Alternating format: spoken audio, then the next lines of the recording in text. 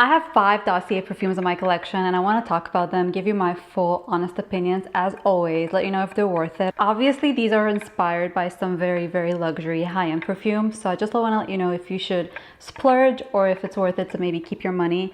And let's just get into it. Overall, I'm very impressed by Dossier. I wasn't really having any high expectations and I've never tried anything from this house, but I kept hearing really great things on social media, and when I finally got these perfumes, they all are really good. I'm gonna say right away, they're all really good. It just more depends on whether you like the scent or not. There's not much I can really criticize in terms of the scent unless it's super stinky. But if it's stinky, then it's probably that the original is stinky too, you know what I mean? So I'm gonna start off with the perfume that I didn't like. Out of these 5, there's just one I did not like at all. But then I went and smelled the original. I also didn't like that one. So it's not Dossier's fault, but I just wanna get that one right out of the way. If you have similar taste to me, just maybe don't try this out, just stay away from it. And that would be Fruity Oaksmoss. So Fruity Oaksmoss is inspired by Creed Aventus for Her. It's the white bottle, and I don't really like this. I can appreciate the perfumery behind this. It does smell very expensive and it smells very high-end. Honestly, it smells like an elegant and classy woman, like a businesswoman, but it's a little bit older. Not that it smells like an old woman or anything like that, but it is more mature because it has a lot of patchouli. Like I get 90% patchouli and musk in this scent. Even though this has beautiful notes listed like apple and peach, I just don't really smell them. To me, this is like a heavy patchouli bomb, and it sort of reminds me of those like typical patchouli scents you can find in like other perfumes. So it's just not my style. However, in terms of longevity and everything like that, this is really awesome, but I've only sprayed this once because it's really not my style. So if you're also curious about Creed Aventus for Her, and if you have a chance to sample it, just sample it first before you even buy this one, because I think this is quite polarizing. I don't know if it's just me and people tend to love Creed Aventus for Her, then I'm sorry, but I just don't really like this. So I want to get this one out of the way and then move on with the ones I really love. Let's talk about Spicy Mimosa. This is inspired by Mimosa and Cardamom by Jo Malone, which is a high-end perfume. And I first smelled this and then I ran to Sephora to smell the Jo Malone, the original, and compare them side by side because I was so curious. This perfume is so unique. I don't think I've ever smelled anything like this. Very floral, but it's like a happy, warm floral, yellow flower type of scent. It's really photorealistic of like spending a hot summer day in like a flower field, basking in the sun, walking in the heat, but then smelling flowers at the same time. It's so warm, but it also has this cooling quality about it, almost like a cool cucumber drink at the same time. So it's great for a very hot day.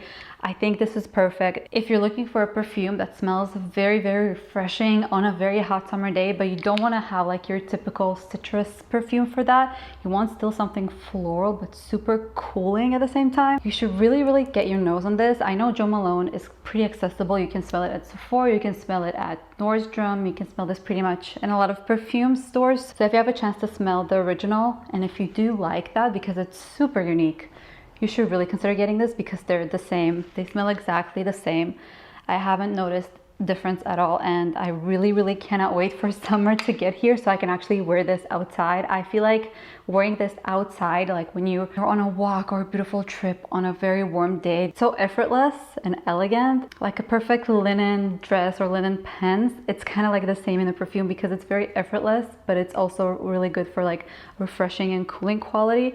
This is linen anything in a perfume. I really like this, and I'm super surprised by this. I don't have anything similar to this in my collection. Then another really great one is Ambery Vanilla. This is supposed to smell like black opium. Now, I don't own the original black opium, but I have tried it a lot, and I also have 2 flankers. I have the floral shock version, and I have black opium over red. So I feel like I know this DNA very well. Over the years, I've worn this so much, and I can definitely tell you that this is pretty much spot on to the Black Opium. I will say this is a little less heavy on that coffee, like ever so slightly lighter on the coffee accord, like coffee vanilla combo, especially in the opening, but the dry down is identical. This is really, really lovely. I think if you love Black Opium, but you don't want to spend that much money, it's such a versatile perfume because it's really, really nice for a night out. Obviously, this is what it's known for the most, but I think it's great for day to day. I used to wear this one daily. When I was doing my internship in school, I used to wear this every day for 9 months to go to the office. So it was a great office scent. Same for this. I think this is super versatile.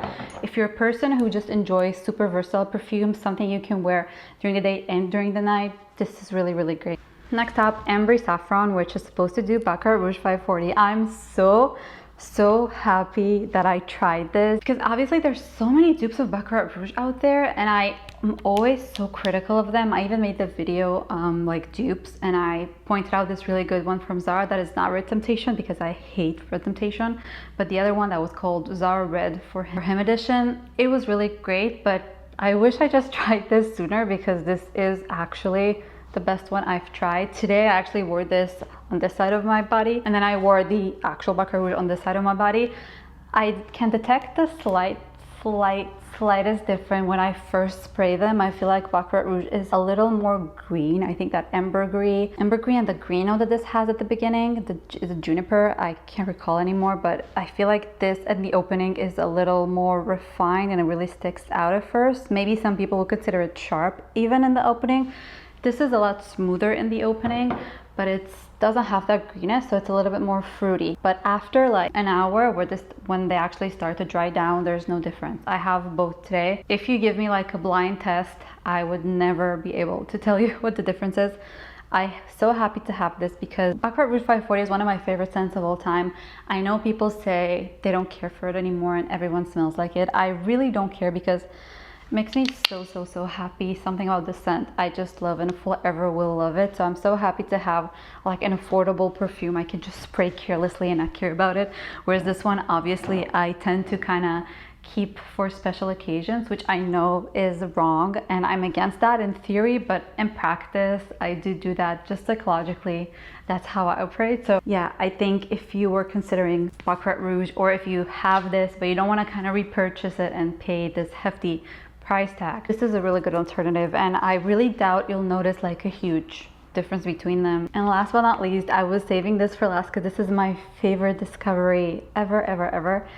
This is a Floral Marshmallow, and it's inspired by Love Don't Be Shy by Kilian, so it's super expensive. And you know, it went viral because people heard that Rihanna wears this, like that's her signature scent. So Love Don't Be Shy kind of became viral and everyone was wearing it, and it's really nice, but obviously very expensive. But actually, I tried Love Don't Be Shy like a couple years ago and I actually disliked it because it has a very prominent orange blossom note, and at that time when I tried it, it was too strong for me, and that's pretty much all I got from that scent. So I wasn't really a big fan. So when I got this, I was kind of unsure if I'm gonna like it because I knew I wasn't really a big fan of the original. But wow, I feel like my nose has changed because I love it now. I already made quite a bit of a dent. I mean, I have like 50 or 60 perfumes bottles, so for me this is considered a dent because I have so many perfumes. I'm getting less prominent orange blossom. I mean, I still get it, but it's not bothering me anymore, and I can appreciate the rest of this scent. I feel like, okay,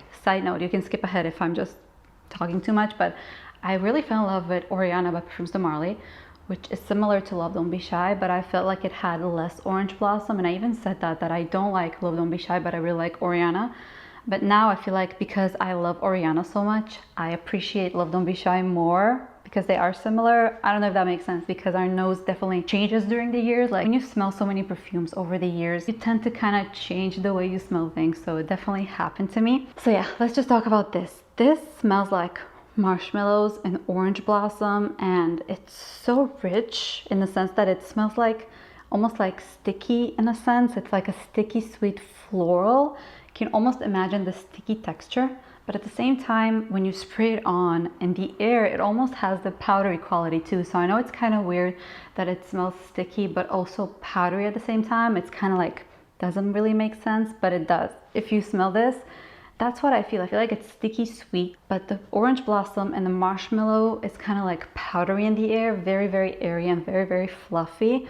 And I feel like if you tend to think that a lot of sweet scents are syrupy, because I have that experience, I feel like a lot of perfumes nowadays are very sweet, but it tends to be very syrupy in my opinion, and it's just a bit too much. I like something a little bit airy. This is the most syrupy I'll go, and the airiness here kind of saves it for me, and I love it. I think it's such a unique perfume in my collection because I don't have any other like syrupy, sweet, sticky scents really. I prefer powdery scents. I tried Love Don't Be Shy like a couple weeks ago. I wore it, really couldn't figure out any noticeable difference between them. So I will say this is identical, and I really, really love this. Like, if you're gonna get one perfume from Dossier just to try it out and see if you like it, get this one, especially if you love Love Don't Be Shy, because you're not gonna be disappointed. And this is so much cheaper, and nobody's gonna know that it's not Love Don't Be Shy, but it smells so good, it smells heavenly. I love this so, so much. Yeah, so these were all my thoughts about these perfumes. I had a really good experience with Dossier, and I'm probably gonna get some more perfumes, especially ones that I don't feel like are worth a really hefty price tag. For example, Baccarat Rouge 540. Personally, I feel like it's worth it for me because I love it so much. But if there's any perfumes you don't 100% love, and maybe it's not worth it to spend like $300 on it. These are my thoughts. I hope this was helpful for you. And if you are watching this far, thank you. I was away for a long time and I couldn't really get back to it for filming like long videos. I did upload a lot of shorts, so I hope that was okay, and I'm back now. So I'm gonna make more videos, and I also got a new mic, so hopefully the quality is better now. So yeah, thank you so much, and subscribe if you haven't already if you want to see more videos like this. And yeah, thank you. I'll see you next time. Bye.